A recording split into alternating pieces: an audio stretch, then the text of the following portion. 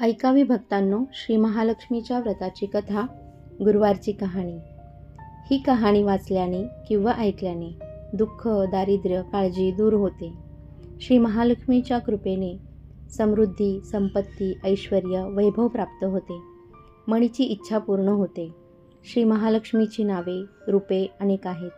सर्व भूतांच्या ठिकाणी ती छाया, शक्ती, तृष्णा, शांती, जाती, लज्जा, शांती, श्रद्धा, कांती, वृत्ती, स्मृती, दया, तुष्टी, माता, अधिष्ठात्री व लक्ष्मी अशा रूपांनी राहते. तिला नमस्कार असो. कैलासावर पार्वती, क्षीरसमुद्रात सिंधू कन्या.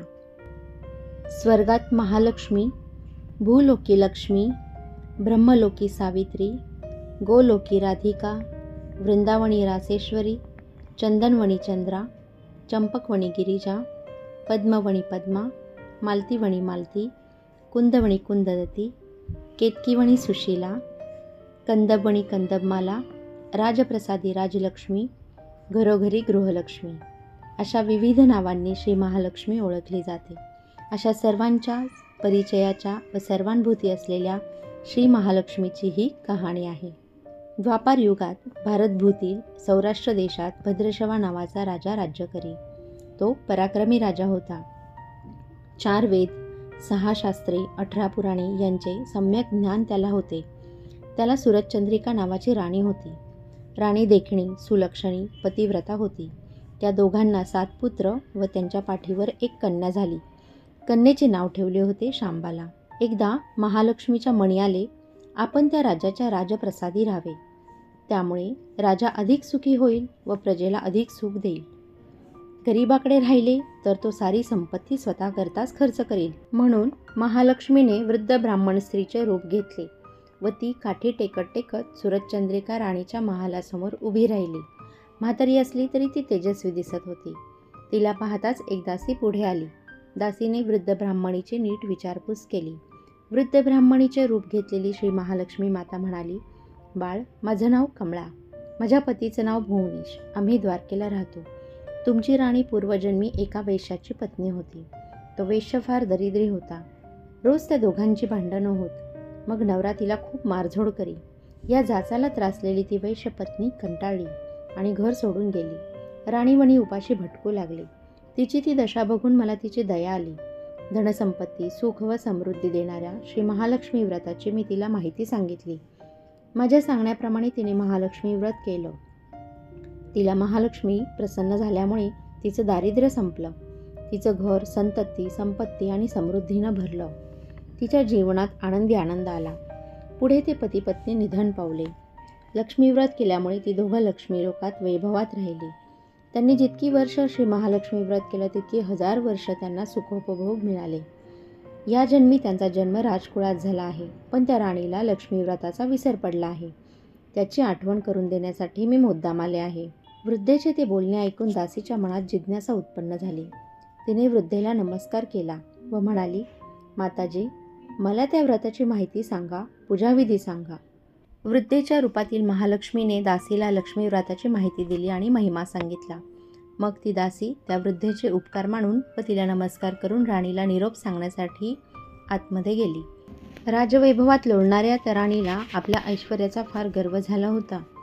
संपत्तीमुळे आणि सत्तेमुळे ती अतिशय उन्मत्त झाली होती. म्हातारीचा निरोप ऐकून ती रागारागाने व तावातावाने आली आणि त्या वृद्ध ब्राह्मण स्त्रीला फटकळपणे बोलली. तिला धक्काबुक्की केली. ती वृद्ध ब्राह्मण स्त्री म्हणजे प्रत्यक्ष लक्ष्मीच होती. हे काही राणीला कळले नाही.